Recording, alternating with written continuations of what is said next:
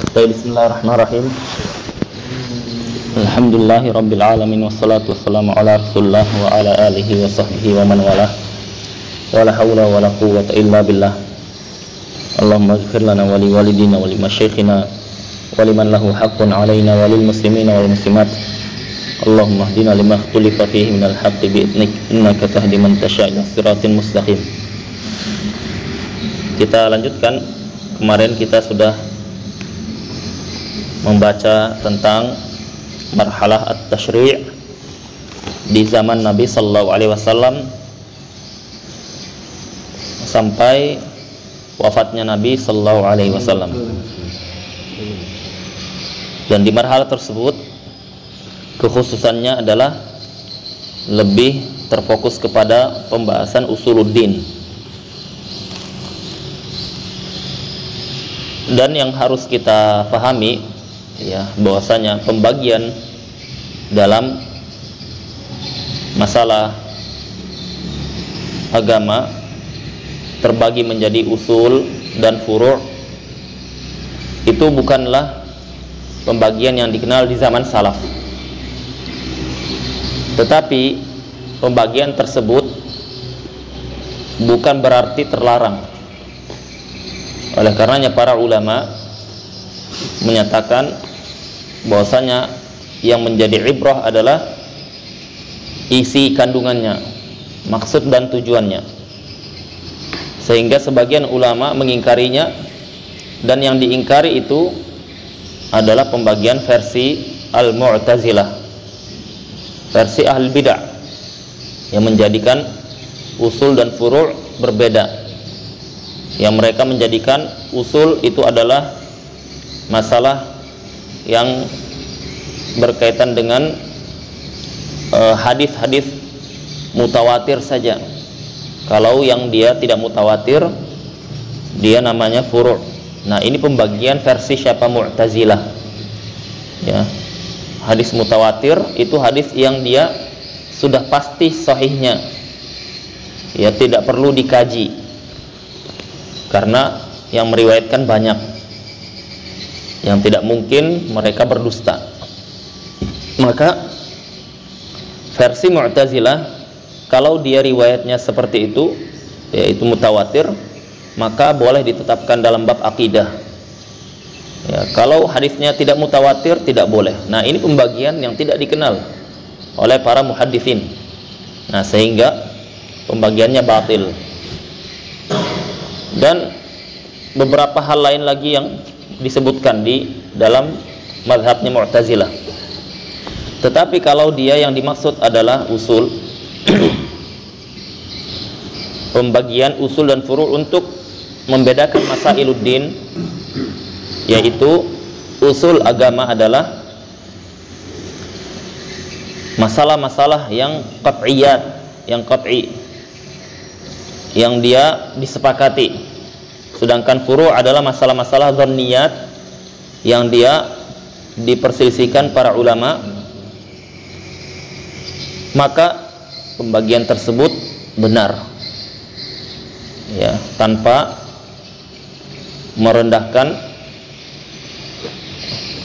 masalah-masalah yang ada, karena seluruh masalah agama itu tidak ada yang remeh, ya. Nah, itu sedikit masalah yang kita singgung. Kemarin kita sudah selesai marhalah at-tashri'. Kita lanjutkan marhalah ma qabla al-madzahib. Sudah di halaman 12. Ba'da wafatin Nabi sallallahu alaihi wasallam, setelah wafatnya Nabi sallallahu alaihi wasallam, inqata'at tashri'. Syariat terputus, berhenti sudah. Kalau sudah berhenti, berarti maknanya tidak ada boleh seorang pun yang mengklaim ada syariat setelah itu. Ya, ada syariat maksudnya misalkan dia menetapkan, oh ada tambahan sholat, ya, berdasarkan mimpi saya bertemu Nabi SAW di mimpi. Nah, itu tidak ada, karena sudah wafatnya Nabi SAW, berhenti sudah syariat. Walam yanqati' al-fiqh, sedangkan fikih tidak berhenti, tidak putus, masih berlanjut. Karena fikih tadi itu adalah al-fahmu. Fikih itu apa? Pemahaman terhadap dalil. Ya, dalilnya ada Al-Qur'an, hadis Nabi sallallahu alaihi wasallam ada. Pemahamannya tidak berhenti. Ya. Dahulu tidak ada seperti sekarang, online dan semisalnya. Ya, pembahasan banyak sekali gara-gara ada internet ini. Apa tidak ada hukumnya? Ya, tidak mungkin. Tidak ada satupun perkara di muka bumi ini yang tidak ada hukumnya. Ya, anak tanya antum. Ada ndak gerak-gerik manusia yang tidak ada hukumnya? Dimas, ada tidak? Gerak-gerik manusia yang tidak ada hukumnya? Tidak ada. Ndak ada. Ada. Hah? Ada. Apa? Gerak-geriknya orang gila. Gerak-geriknya orang gila. Bernafas. Ya? Iya. Yang alami kayak kenapa? Ya, mubah itu hukumnya. Ya kan? Ya. Yang orang gila dia tidak dibebankan, tapi dia ada hukum, masuk hukum syariat. Ya, hukum syariatnya apa? Misalkan dia masalah zakat. Ya. Selagi dia hidup, ya, kalau zakat itu tidak ada kaitannya dengan akal. Ya, zakat itu selagi dia hidup, ya, mendapati sebagian dari Syawal, sebagian dari Ramadan, akhir Ramadan dengan awal Syawal, hidup dia meskipun baru lahir sebelum Idul Fitr. Ya, malam takbiran lahir dia. Pas takbiran dengar gendang-gendang mati. Ya, gara-gara nyaring. Dia wajib zakat. Dia belum punya akal, sama orang gila. Berarti dia ada hukumnya. Orang gila mencuri. Orang gila mencuri. Misalkan ya, waliyadzubillah, kita punya tetangga. Tetangga itu punya anak 5 anaknya mencuri. Gila. Ada hukumnya? Hah? Dia tidak mengganti anaknya, tapi orang tuanya, karena ada hukum. Paham? Jangankan anaknya yang gila. Kalau dia punya ayam tersebut kemudian menabrak mobilnya terbanting misalkan, ya, gara-gara ayam tersebut, ganti, bukan si ayam tapi pemiliknya. Ada hukumnya. Ya. Jadi apa? Jadi karena itu masuk bagian af'alullah wa af'alul ibad. Ya, apa yang menjadi haknya Allah dan apa yang menjadi haknya kewajibannya hamba. Itu semuanya ada hukumnya. Maka fikih tidak terputus dengan berhentinya syariat. Ya, fikih tidak terputus dengan berhentinya syariat. Dari sini nanti ada turunan masalah. Turunan masalahnya, apakah ijtihad masih ada atau tidak? Mujtahid masih ada atau tidak? Pernah dengar masalah ini? Ya. Ijtihad masih terbuka atau tidak? Jawabannya, ijtihad masih terus ada sampai hari kiamat. Ya. Mujtahid akan terus ada sampai yaumul qiyamah. Tetapi mujtahid yang ada ini yang bagaimana? Ya, yang bagaimana? Kalau ulama seperti Al-Imam Ibnu Shalah, Imam Az-Zahabi dan semisalnya mengatakan kalau mujtahid mutlak semisal Imam Syafi'i, Imam Ahmad, Imam Abu Hanifah atau yang selevel mereka, itu sudah tidak ada. Itu sudah tidak ada. Ya, sebagian madhab mengatakan ada. Madhab Hanabila misalkan masih ada. Tapi kalau di zaman sekarang kita tidak tahu di mana itu, kalaupun ada. Ya, kalau kita lihat faktanya aqrab ila qaul awal, lebih tepat pendapat pertama, tidak ada itu. Ya, kalau kita lihat fakta. Tapi kalau mujtahid yang dengan makna dia menurunkan kaidah-kaidah masing-masing madhab, ya, sesuai dengan madhabnya. Misalkan yang bermadhab Hanafi, dia menurunkan kaidah di madhabnya dia. Kemudian dia menyelesaikan masalah kontemporer dengan kaidah-kaidah tersebut. Itu banyak, masih ada. Ya, masih masih memungkinkan, ya. Misalkan dalam mazhab Syafi'i contohnya. Dalam mazhab Syafi'i kalau antum tanya di zaman Imam Nawawi ke atasnya itu sudah ada GoPay, GoFood? Belum ada kan?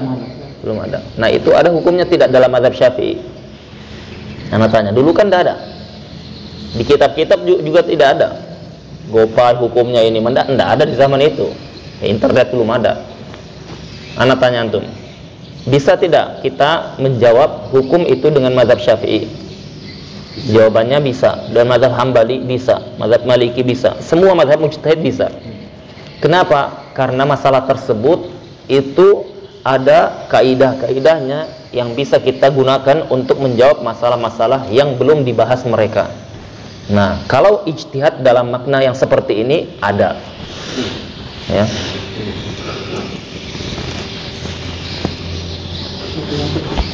Ya, tidak apa-apa, kita akan pakai lampu, ya.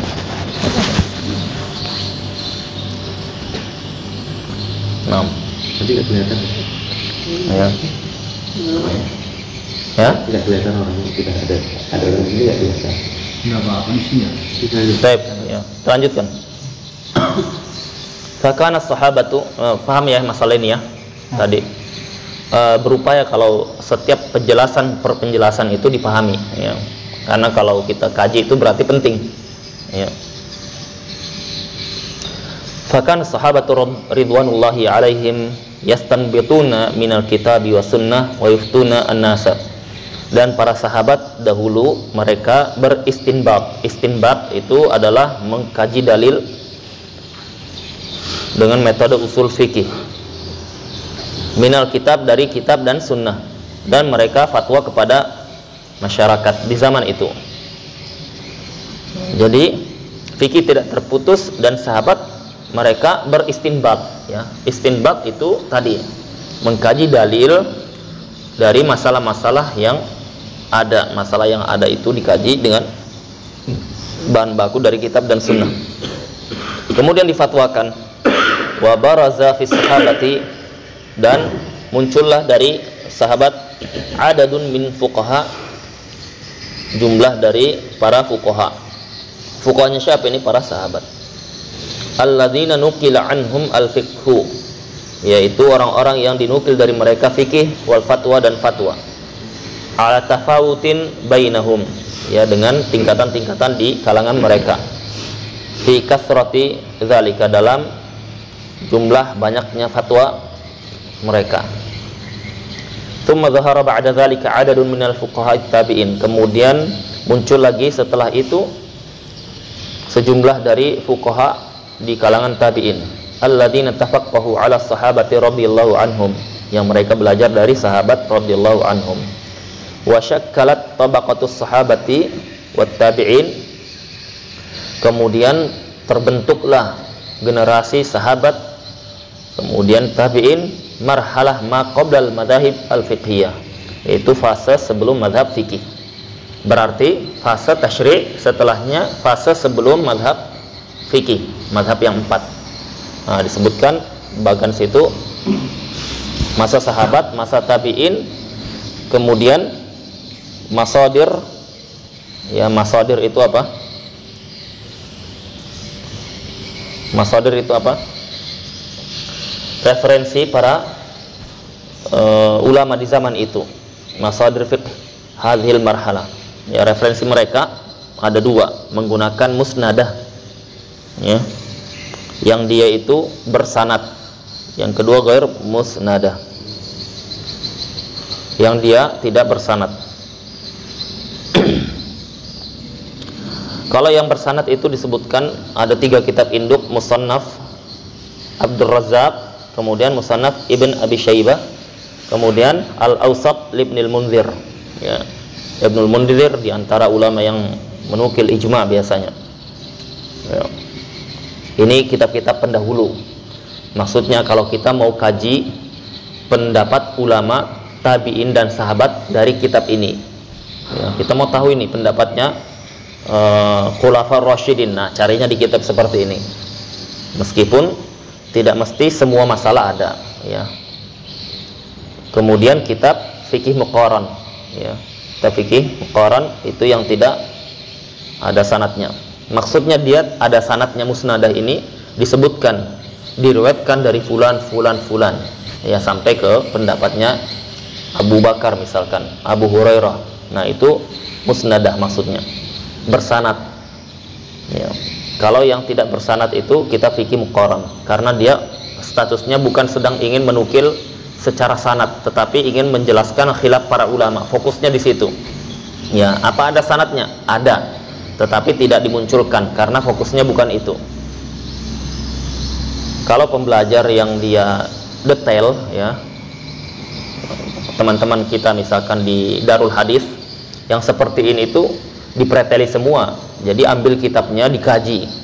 Ya, bukan sekedar ini ya, bukan sekedar klaim baca sampul sudah bilang saya sudah baca, enggak. Ya. Nah, kalau kita nanti sudah bisa baca kitab, nah baru kita bisa contohkan ke antum. Biar inilah, biar sesekali tahu bagaimana sih metode mengkaji ilmu itu. Ya, itu diperlukan. Kemudian lanjutnya ini ada nuktah terkait masalah sanad ya. Sanad itu ada dua. Ya, sanad itu ada dua. Yang pertama, sanad riwayat. Ya, sanad riwayat. Maksudnya kita bisa meriwayatkan yang dibaca atau yang dipelajari itu secara riwayatan, secara riwayat. Kita baca. Misalkan kita punya riwayat Sahih Bukhari, ya, berarti kita boleh meriwayatkan itu ke orang lain dengan riwayat yang kita dapat dari guru. Tapi kita apa? Tapi kita belum mendapatkan yang namanya tazkiyatu at-tadris, tazkiyah, rekomendasi mengajar. Ya, berarti kita cuman bacakan saja, lewat baca, ya, tanpa memberi penjelasan atau semisalnya, karena kita mendapatkan riwayatnya dan kita tidak mendapatkan rekomendasi. Tapi kalau kita mendapatkan rekomendasi terhadap riwayat kita tersebut untuk mengajarkan, memahamkan orang lain, nah itu yang lebih utama, itu yang paling dicari para ulama. Seperti misalkan kalau di perkuliahan itu ada namanya LC, ya. Apa maksudnya LC itu? Ya, lisensi. Lisensi untuk mengajarkan kitab-kitab yang sudah diujikan. Ya. Itu masuk dalam bagian sanad ilmu, tetapi yang dia tinggi. Ya, tinggi. Itu sebenarnya yang dibutuhkan zaman sekarang, bukan sanad-sanad yang tadi riwayat itu. Kalau sanad riwayat itu Allah alam, sampai pun masyayikh kita Syekh Abdul Hasan yang dia muhaditsin dan semisalnya tidak terlalu banyak ihtimam dengan itu, karena memang di zaman ini tidak terlalu dibutuhkan, ya, tidak terlalu dibutuhkan. Memang kalau dipaksa-paksakan cari faedah-faedahnya banyak, ya, banyak, dan itu diantara metode pendahulu, ya, yang tidak bisa kita tinggalkan juga tidak kita remehkan. Tetapi yang lebih dibutuhkan sekarang itu pemahaman, ya, pemahaman ini yang bisa banyak manfaatnya untuk kita.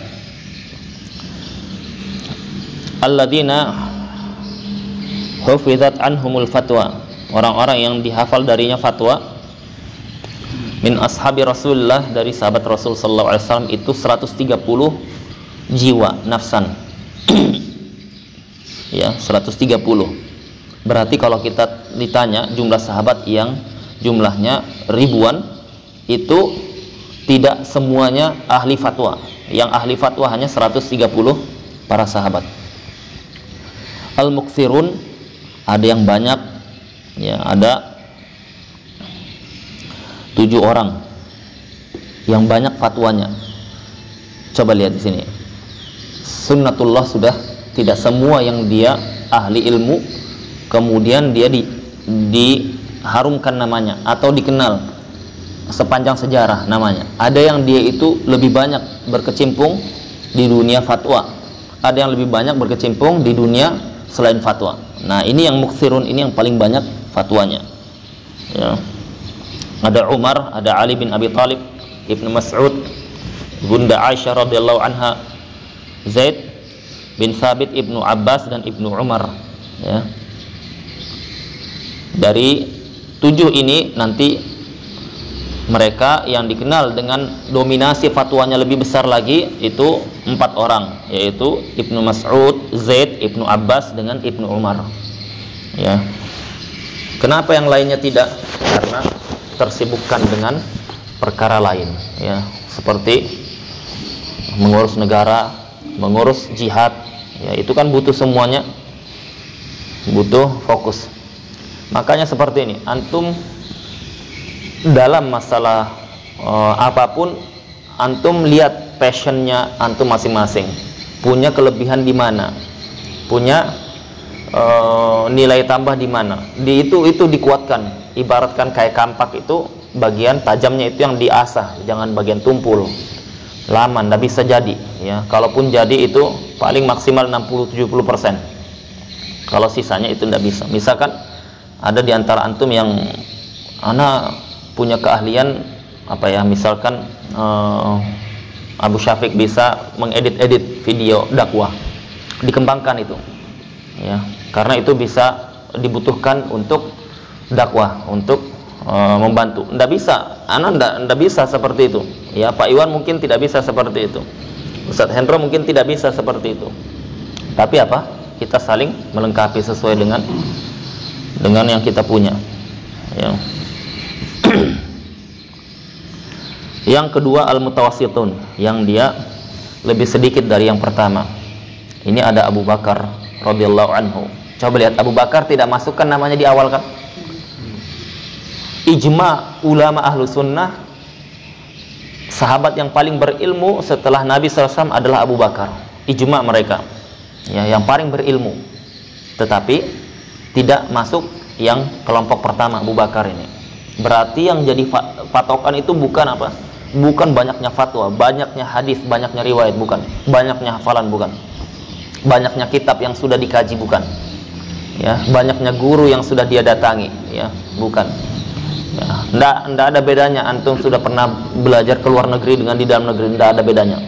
Yang membedakan itu adalah ijtihad seseorang, kemudian dia menekuninya dengan serius, totalitas, itu yang beda, ya. Karena kami pernah ketemu di Indonesia ini, ya, di daerah Jawa Barat. Daerah Jawa Barat itu dia pengkaji kitab masih lumayan, ya. Apalagi kalau di sebagian teman-teman Persis, ya, itu kajiannya lebih di atas dibanding yang di Yaman itu, ya, lebih tinggi. Tetapi mereka kurang terekspos, ya. Jadi patokannya bukan ini belajar sudah dari luar negeri, ini sudah ada doktornya, ini sudah hafal Al-Quran, bukan itu, ya. Abu Bakar, kemudian Utsman, kemudian Ummu Salamah, kemudian Anas bin Malik, kemudian Abu Sa'id Al-Khudri, Abu Hurairah, Abdullah bin Amr, Ibnu Zubair, Abu Musa Al-Ash'ari, Jabir bin Abdullah, Mu'ad bin Jabal, Sa'ad bin Abi Waqqas, dan Salman Al-Farisi radhiyallahu anhum, ya. Yang ketiga Al-Muqillun, yang dia sedikit fatwanya. Di antaranya Abu Darda, Al-Hasan wal Husain, Ubay bin Ka'ab, Abu Ayyub, Asma, Zaid bin Arqam, Sauban, Buraidah, dan seterusnya, ya. Ini disebutkan di kitab I'lamul Muwaqqi'in, kitabnya Ibnul Qayyim, I'lamul Muwaqqi'in. Apa i'lam itu? I'lam itu kita memberikan kabar atau pengumuman, i'lam, ya, mengenalkan ke orang-orang. I'lam, ya. Al-muwaqqi'in itu orang-orang yang menteken, tanda tangan. Apa maksudnya? Itu kitab berjudul tentang para mufti, orang-orang yang mau fatwa, orang-orang yang dia mau menjawab pertanyaan dalam agama. Ini ditulis Ibnu Qayyim, kitab khusus ini, ya, yang dia berisi tentang rambu-rambu dalam berfatwa. Kitab wajib, ya, bagi para dai khususnya membaca kitab ini, wajib. Kenapa? Karena rambu-rambunya itu banyak sekali diselisihi di zaman sekarang, banyak sekali. ya, tidak tahu sudah masalah fatwa ini, ya, ibarat benang kusut, ya, benang kusut yang tidak tahu sudah kemana arahnya. Nasallahu alafiyah. Ya, semua sudah fatwa, jadinya kacau, jadi dunia fikih jadinya.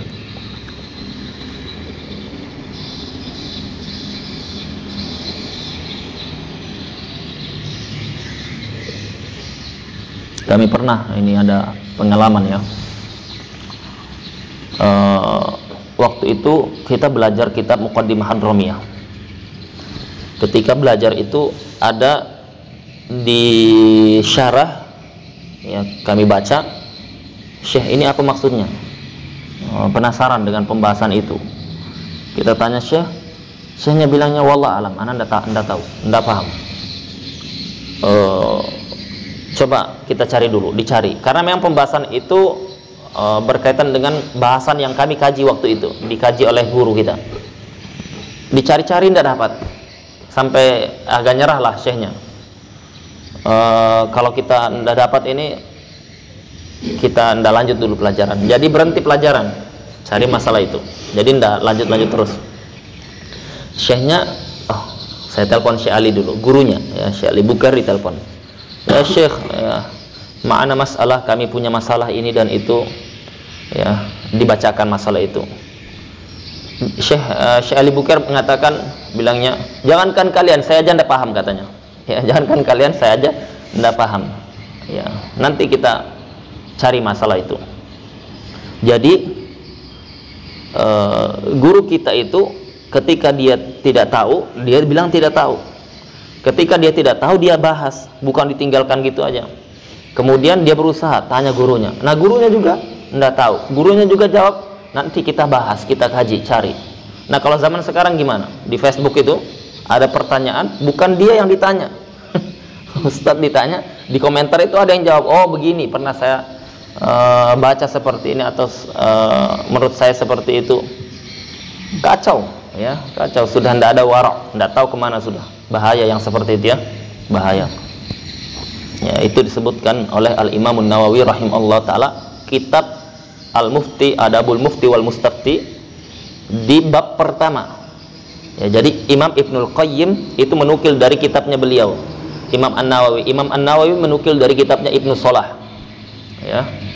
Nah, itu di bab pertama, di karya Imam Ibnu Salah, di karya Imam An-Nawawi, di karya Imam Ibnul Qayyim, ya, dan lain-lain. Ya, Imam Ibnu Abdul Bar membuat juga, ya, Al-Qarrafi, mazhab Maliki, dan lain-lain. Mereka itu di bab pertama judulnya apa? Khuturatul Fatwa. Bahayanya fatwa, ya. Bahayanya fatwa. Karena fatwa itu pada hakikatnya itu, kata Ibnu Qayyim, fil haqiqati, hakikatnya al-mufti huwal muwaqi' anillah. Yang fatwa itu seperti orang taken dari Allah, ya. Jawabannya ini. Jawabannya itu berbahaya. Oleh karenanya kita perlu hati-hati dalam masalah itu. Kenapa? Karena kalau kita keliru, beda dengan dokter. Kalau dokter misalkan suntik salah, dia mati paling maksimal, kan? Bahaya tidak? Bahaya. Tapi cuma satu orang. Ya, tidak. Satu orang. Nah, kalau misalkan kita jawab, oh, hukumnya tidak boleh, haram, ya, atau halal, dia pergi, kan? Kemudian dia sampaikan keluarganya, atau sampaikan ke dan medsos, tersebar kemana-mana. Ya, ternyata kalau itu salah, ya, kemarin kita sebutkan, kalau selain mufti, selain mujtahid, dia jawab masalah agama, kemudian dia benar tanpa menukil dari dia, apa hukumnya? Berdosa. Ini disepakati atau tidak? Disepakati. Ijma', ya, ijma' kata Imam An-Nawawi ketika menjelaskan masalah ini, yaitu hadis Nabi SAW mengatakan, idza ijtahadal hakimu fahakama fa asaba falahu ajran. Maka dia dapat 2 pahala. Dapat 2 pahala. Wa idza hakama fa akhta'a falahu ajr wahid. Dia kalau salah dapat 1 pahala. Ini berlaku untuk siapa? Mujtahid. Kalau bukan mujtahid, kata Imam Nawawi, kalau benar, meskipun dia benar, dia dapat dosa. Apalagi kalau salah.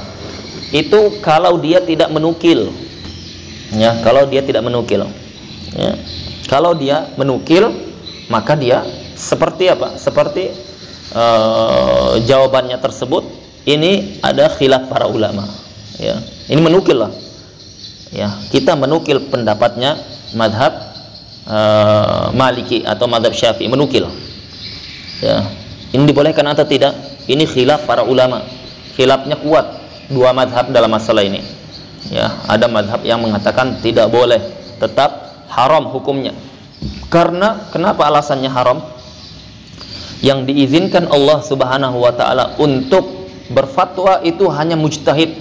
Ya, hanya mujtahid. Ayatnya apa? Ayatnya ada dua. Fas'alu ahla dzikri in kuntum la ta'lamun.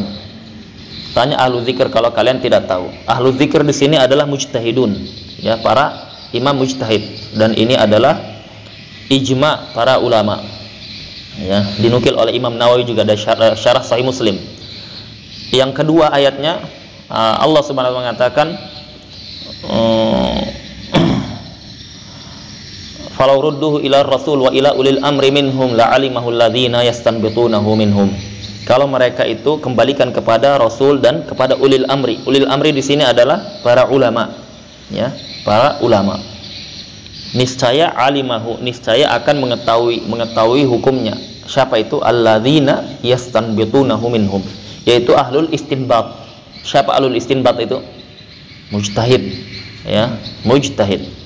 Jadi yang diizinkan, diberikan Allah Subhanahu wa taala izin adalah para mujtahid. Nah, ini mazhab yang mengatakan tidak boleh kecuali mujtahid. Kita menukil pun tidak boleh. Ya, kita menukil pun tidak boleh. Ya, mazhab yang kedua, ya, memberikan rukhsah tapi dengan syarat, ya, yang membolehkan tidak boleh gitu saja, bersyarat. Ya, menukil tapi bersyarat. Syaratnya apa? Dia nanti beda-beda ini syaratnya. Ada yang yang penting dia tahu yang dia nukil. Ya, ini disebutkan di kitab usul fikih, ya. Kalau kitab-kitab induk usul fikih banyak menyebutkan ini. Ya. Di kitab Raddun Nazir misalkan, atau manzumahnya itu disebutkan, atau di Jamul Jawami'. Ya, kajian usul fikih, kajian yang berat ya. Yang intinya kesimpulannya mereka mensyaratkan. Syaratnya apa? Ada yang menyebutkan yang penting dia paham yang dia nukil. Ya. Yang paling kencang dalam masalah ini Al-Imam Al-Qarrafi dari mazhab Maliki. Ya. Begitu juga Imam Ibnu Abdul Bar, sama mazhab Maliki dia.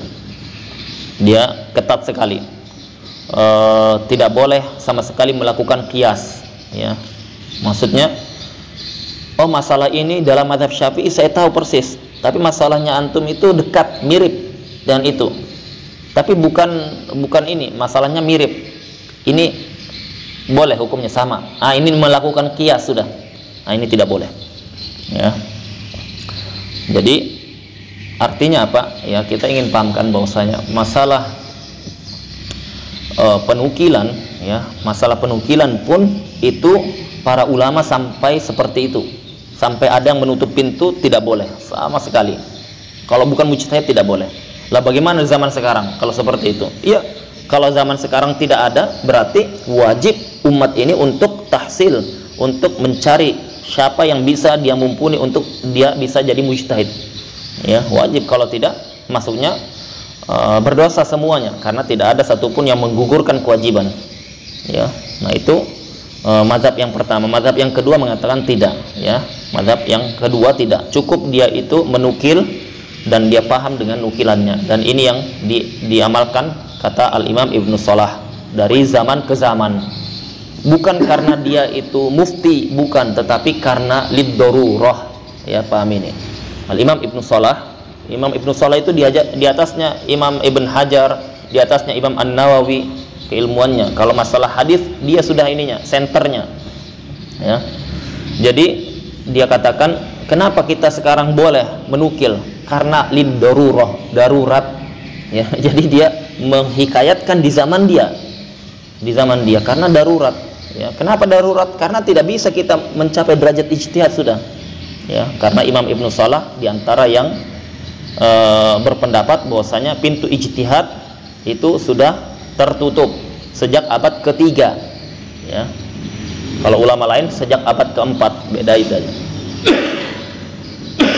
Padahal dia muhaddits, ya, dan dia termasuk penukil mazhab Syafi'i, ya. Nah, foto. Ya, jadi artinya apa? Kita pahami masalah ini. Kenapa terjadi banyak perdebatan di zaman sekarang itu? Karena wala alam, kalau Anda lihat karena tarbiyah, ya.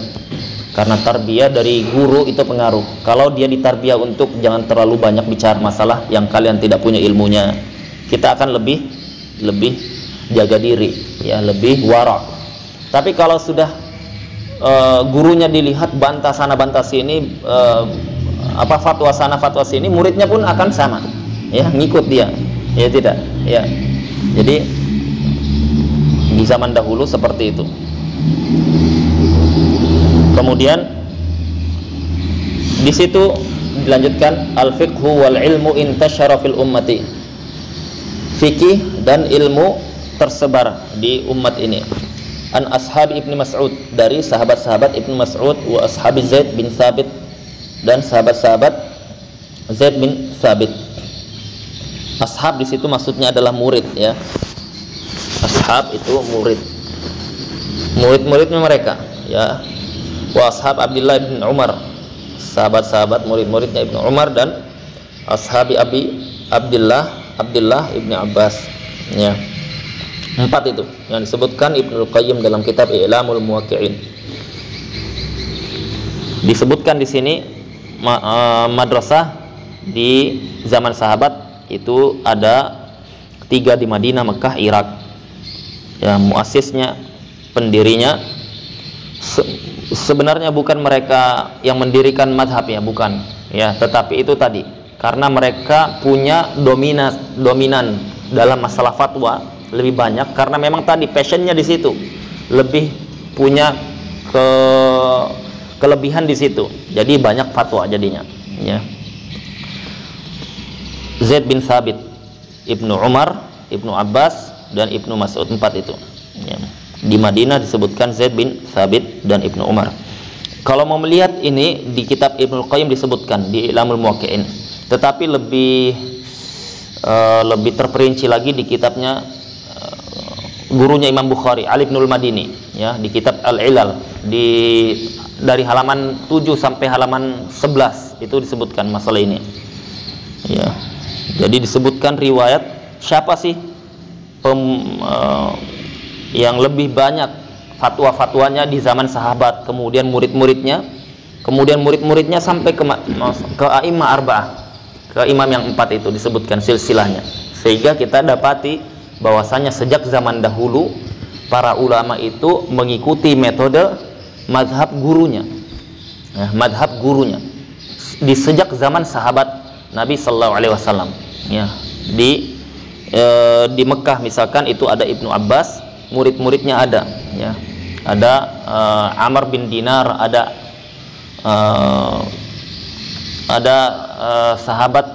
sahabat Ibnu Abbas yang lain, ya, Ikrimah, ya, atau semisal mereka yang mereka banyak menukil dari gurunya. Kemudian mereka punya murid lagi sampai kepada a'immah, dan itu adalah jalannya para salafus soleh.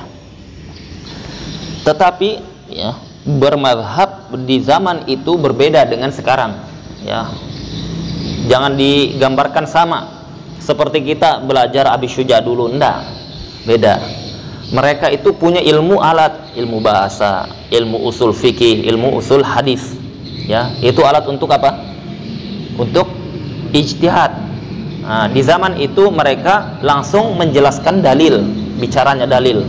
Ya, misalkan dijelaskan masalah kalau orang yang dia itu suaminya selama 5 tahun tidak ditemukan kabarnya, tidak ada beritanya, apakah dia dihukumi talak atau bagaimana? Nah, dia langsung datangkan riwayat begini atau ayat seperti itu, ya.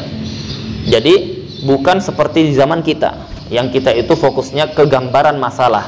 Kalau kita di zaman sekarang itu fokusnya bukan ke istinbatul adillah, memahami dalil, tetapi lebih kepada memahami penjelasannya para ulama terhadap dalil, ya. Memahami penjelasannya para ulama terhadap dalil.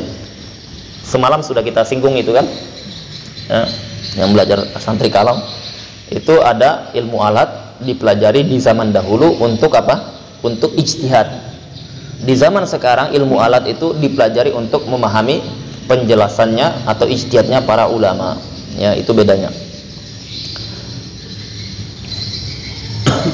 Di selanjutnya al-fiqhu fi asri tabi'in, fikih di zaman tabi'in. Ya. Ada 4 sahabat tadi yang dia itu madrasahnya dikenal, ya, madrasahnya dikenal. 4 sahabat. Yang pertama, Syafar apa sahabatnya? Hah? Iya. Siapa sahabat itu? Hah? Zaid. Ya, Zaid bin Thabit. Ya, diingat-ingat itu ya. Yang kedua apa? Syafiq.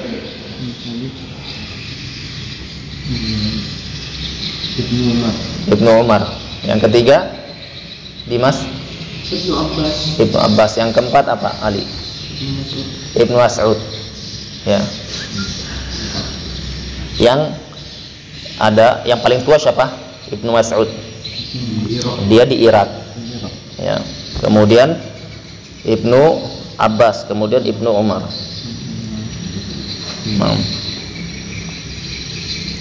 Kemudian fikih di zaman tabi'in.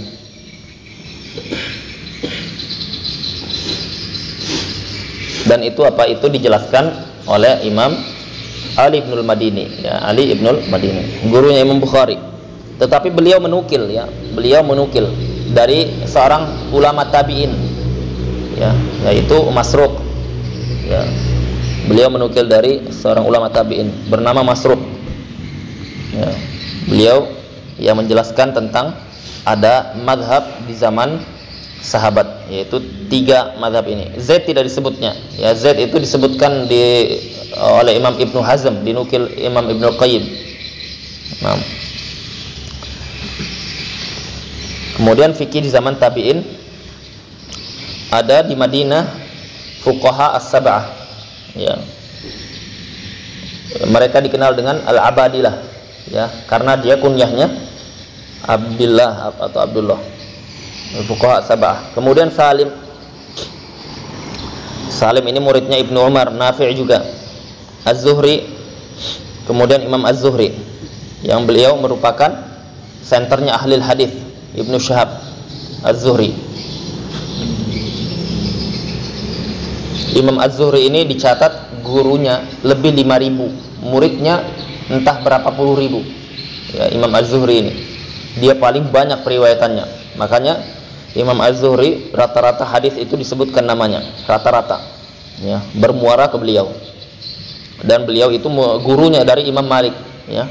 Coba lihat, kalau gurunya seperti itu gimana muridnya? Berarti muridnya wajar kalau dikatakan Imam Darul Hijrah, ya. Sampai-sampai dia mengarang kitab Muwatta, itu kitab terbaik di zaman itu. Karena kitab Sahih Bukhari belum ada, ya. Jadi kitab terbaik yang paling sahih di zaman Imam Malik kitabnya beliau. Kemudian bahkan dikatakan belum pernah dicatat, dikumpulkan buku lebih baik dibandingkan Al-Muwatta itu, ya. Karena dia menguasai pendapatnya ulama Madinah, ya. Ulama yang terbanyak itu ada di Madinah, ya. Kurang di Mekah, masih kalah dengan di Madinah, ya. Makanya apa? Ada pendapat mazhab ulama Madinah itu hujjah atau bukan. Nah, kenapa bukan ulama Mekah, ulama Suriah, ulama Yaman? Karena di Madinah paling banyak fuqahanya. Ya, seperti ini. Dia fuqaha sab'ah. Ya, fuqaha sab'ah itu di Madinah, ya. Di antaranya Sa'id Ibnu Musayyib, ya. Enggak, beliau di bawah, ya, beliau di bawah. Beliau itu masuk ya fuqaha sab'ah Ustaz, ya. Sa'id Ibnu Musayyib. Saya ingat anak masuk, ya. Nanti kita cek lagi. Ya. Di Mekah ada Atha, ada Tawus, Mujahid, Ikrimah. Ini muridnya Ibnu Abbas. Ya, mereka ini Atha, Tawus, Mujahid, Ikrimah. Kalau yang sering membaca tafsir, dia akan sering dapati nama-nama ini. Kalau tafsir tersebut menukil pendapat para ulama salaf, ini nama-nama mereka ini. Karena gurunya ahli tafsirnya para sahabat. Di Basrah, Al-Hasan Al-Basri, Ibnu Sirin, Abu Qilabah, Qatadah. Di Kufah ada Alqamah. Ya, ini muridnya siapa ini? Muridnya Ibnu Mas'ud, Alqamah. Kemudian tilmidhu Ibrahim, muridnya Ibrahim An-Nakhai. Itu dikenal ya, madhabnya beliau. Masruq, itu tadi yang ana bilang, yang menukil madhabnya salaf, itu Masruq, ulama Kufah. Kemudian ada Ubaidah, kemudian Syuraih Al-Qadhi. Nah, itu di zaman tabi'in. Kemudian setelahnya masing-masing madrasah tadi punya murid sampai kepada a'immah arba'ah, Abu Hanifah, Imam Malik, Imam Syafi'i, Imam Ahmad rahimahumullahul jami'. Nah, jadi kita lihat itu di halaman selanjutnya. Ya, di halaman selanjutnya di Madinah ya, itu ada Zaid bin Thabit, kemudian ada Ibnu Umar ya, kemudian muridnya ada Nafi', ada Salim, muridnya lagi Az-Zuhri, muridnya lagi Imam Malik, muridnya lagi Imam Syafi'i, muridnya lagi Imam Ahmad. Madrasahnya ketemu. Jadi Imam Malik, Imam Syafi'i, Imam Ahmad ini satu madrasah yang dikenal dengan Madrasatu Ahlil Hadis ya. Madrasah Ahlul Hadis itu pendahulunya adalah Imam Malik ya, di mazhab yang tiga itu. Karena Imam Syafi'i waktu itu masih murid, Imam Ahmad lebih-lebihnya ya. Di Mekah ada Ibnu Abbas, ada Amr bin Dinar, ada Sufyan bin Uyainah. Sufyan bin Uyainah punya murid Imam Asy-Syafi'i dan Imam Ahmad. Ketemu lagi madrasah ini. Makanya di mazhab Syafi'i dan mazhab Hambali, mazhab Imam Ahmad, itu hampir jarang masalah yang di mazhab Syafi'i mu'tamad, kecuali di mazhab Hambali ada pendapat itu. Ya, biasanya pendapat pertama atau pendapat kedua atau pendapat kesekian, tetapi ada pendapat itu. Ya, contoh misalkan di masyhur pendapat di mazhab Syafi'i dalam masalah kunut itu termasuk ab'ad, termasuk sunnah yang ditekankan. Kalau ditinggalkan sujud sahwi dia disunnahkan, tidak wajib. Yang hampir mendekati wajib dia. Ya. Di mazhab Hambali mu'tamadnya, pendapat resminya tidak disunnahkan. Tetapi pendapat lain ada disunnahkan juga. Ya, jadi bukan satu pendapat di mazhab itu, tidak semua masalah satu pendapat, enggak. Ya, terkadang dia ada pendapat kedua di dalam satu mazhab. Ya, jadi bukan mazhab banyak, tetapi satu mazhab pun dia ada pendapat-pendapat. Kemudian di Irak ada Ibnu Mas'ud, ada Alqamah, Ibrahim, Hamad, Abu Hanifah. Ya. Nah, Imam Abu Hanifah muridnya itu Muhammad Ibnul Hasan. Muhammad Ibnul Hasan dia gurunya Imam Asy-Syafi'i. Sehingga kalau dilihat semuanya itu, satu-satunya ulama yang dia mengumpulkan semua madrasah itu Imam Asy-Syafi'i saja ya. Jadi dia mengumpulkan madrasah Madinah, madrasah Mekah dengan madrasah Irak ya. Kemudian mengikuti Imam Asy-Syafi'i muridnya Imam Ahmad. Imam Ahmad pun dia mengumpulkan semua madrasah tersebut karena dia berguru dengan Imam Asy-Syafi'i ya. Makanya Imam Ahmad menjadi penukil mazhab Syafi'i dalam mazhab qadim, mazhab lama ya, mazhab qadim, mazhab sebelum masuk ke Mesir ya, sebelum masuk Mesir. Setelah masuk ke Mesir, Imam Ahmad tidak mengikutinya, sehingga ada murid-murid Imam Asy-Syafi'i lain yang menempati posisi-posisi terdepan ya, seperti Imam Al-Buwaiti ya, kemudian Sulaiman Al-Muradi dan semisalnya. Nah, ya, Al-Muzani ya. Nah, itu kalau mau melihat madrasahnya para sahabat sampai kepada a'immah arba'ah. Jadi mereka itu turunan dari para ulama sahabat Nabi Sallallahu Alaihi Wasallam, bukan perkara baru, ya, bukan mereka membuat sendiri madhab kemudian mereka cari pengikut, bukan, tetapi mereka berguru dengan gurunya sampai kepada para sahabat Nabi Sallallahu Alaihi Wasallam. Sehingga ketika kita mengikuti pendapat salah satu dari pendapat madhab yang ada ini, maka hakikatnya kita mengikuti pendapatnya salaf dalam masalah agama, ya. Kalau misalkan ada 4 pendapat ini, ya, Imam Abu Hanifah, Malik, Imam Syafi'i, Imam Ahmad, beda pendapat, kita masing-masing memilih pendapat yang berbeda, berarti semua kita mengikuti pendapatnya salaf, ya. Diingkari atau tidak? Tidak. Yang dibolehkan apa? Yang dibolehkan itu bayanul adillah, menjelaskan dalil. Dalil saya, mazhab saya seperti ini. Dalil antum seperti apa? Ya, dibolehkan. Tapi bagi yang ahli, yang paham, ya. Bagi yang tidak paham, diam saja. Amalkan yang antum ikuti, yang dia ikuti, ini jangan paksa itu jangan paksa ini. Ya. Tidak boleh. Ya, tidak boleh. Karena ulama-ulama di zaman itu tidak saling memaksa. Lah mereka lebih berilmu aja, tenang adem ayam, kalian yang ribut. Kan gitu. Ya. Tarik tambang aja sekalian, 17 Agustus siapa yang menang. Ya. Nah, inilah yang jadi masalah di zaman kita, ya. Mudah-mudahan kita dengan belajar ini semakin paham, ya. Kan nanti antum ditanya, kenapa itu ngapain kita belajar mazhab Syafi'i? Langsung mazhab Abu Bakar saja. Ya, langsung mazhab Ibnu Mas'ud. Nah, jelaskan yang seperti ini. Ya, sudah punya ilmunya kan? Ya. Jelaskan. Dahulu para ulama seperti ini. Oh iya. Kemarin anak tanya, ya. Kalau ditanya masalah tadi, kenapa kita tidak bermadzhab dengan mazhab Abu Bakar atau dengan mazhabnya Umar? Sudah pernah Anda jelaskan kan? Ada berapa jawabannya? Ada 3, ya kan? Ya, jawabannya padahal ada 5, Anda sebutkan 3. Masih ingat, Dimas?